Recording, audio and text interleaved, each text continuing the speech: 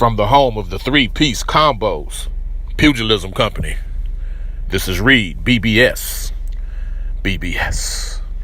Blackbird Sugar, Bachelor's in Boxing Studies. We had a kinda low-key weekend. There was plenty of action. It just wasn't any like superstars, any pound-for-pound level type dudes in action. For instance, Tevin Farmer defended his IBF 130-pound title with a fifth-round TKO of James Tennyson. He then called out Gervonta Tank Davis, and that would be an interesting fight. I'd favor Tank, but I'd like to see it still. Let's go ahead and unify. Rob Bravo Brandt defied the odds and picked up the WBA 160-pound title with the unanimous decision over Ryota Murata. Mr. Brandt was trained by Derrick James. I'm not sure if he still is. And he obviously trained with Errol Spence and Jermell Charlo also.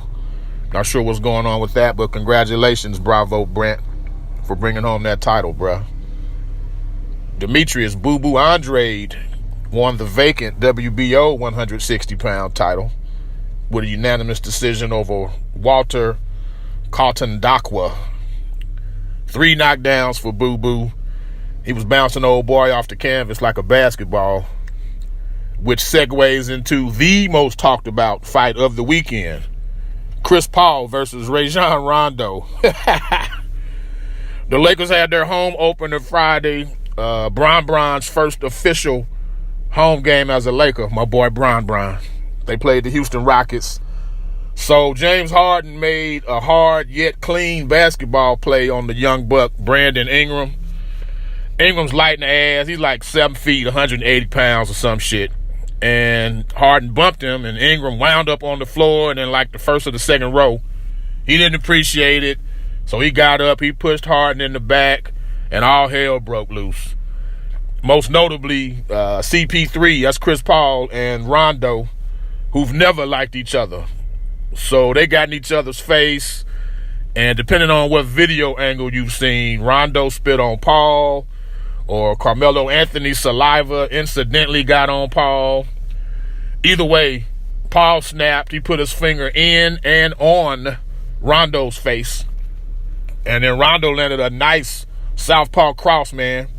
And then CP3 responded with a 2-piece, like a right to the body and a left to Rondo's mouth before everybody broke it up. I was pleasantly surprised with the hand skills of Rondo and Paul. I ain't gonna lie, most basketball fights, motherfuckers swing like women, just being honest about it. But these dudes had a degree of technique. They've hit people in the mouths before, evidently. So since they don't like each other, I say let's have these two box during the next NBA All-Star weekend. Shit, I'll pay to see that. Real talk.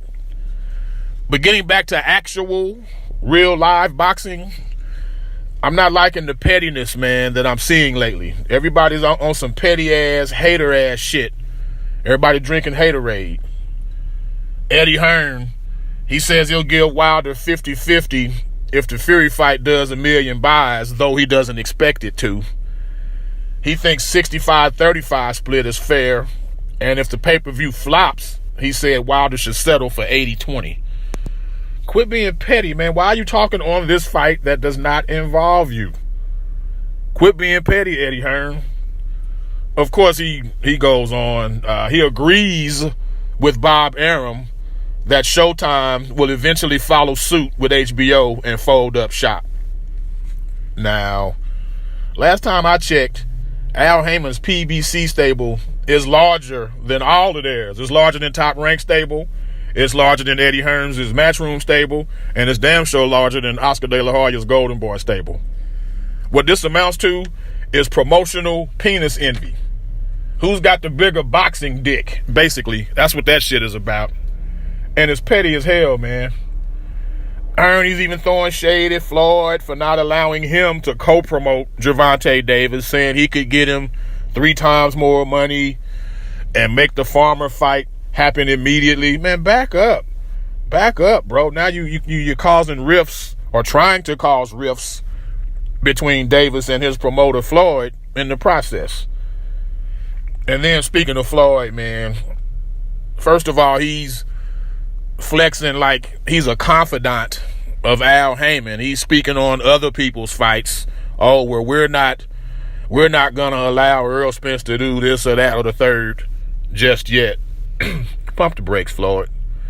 I just heard EJ say in an interview that he has never gotten a check with Floyd's name on it. So you're not a shot caller in his camp, man. Are you a person of influence? Absolutely.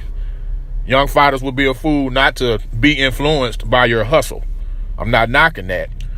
But quit trying to be the most important dude in the room, man.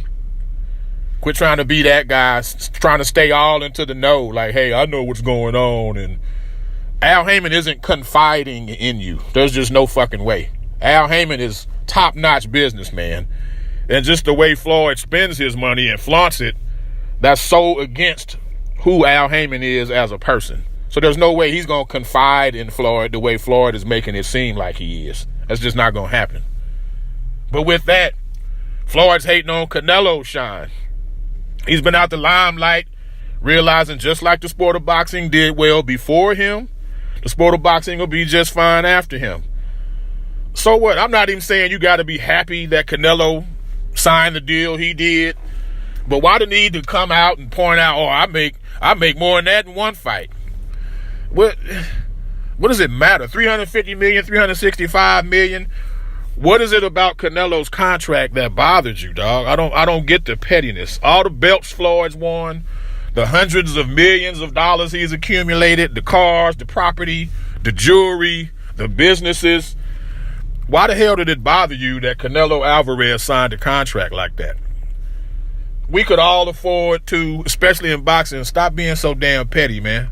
I ain't trying to get on no soapbox or nothing, but just the petty little shit and the haterade has got to stop, man. For real. From the home of the three-piece combos, Pugilism Company. This is Reed, BBS. BBS. Black Birch Sugar. Bachelor's in Boxing Studies. When all is said and done, there's nothing left to say or do.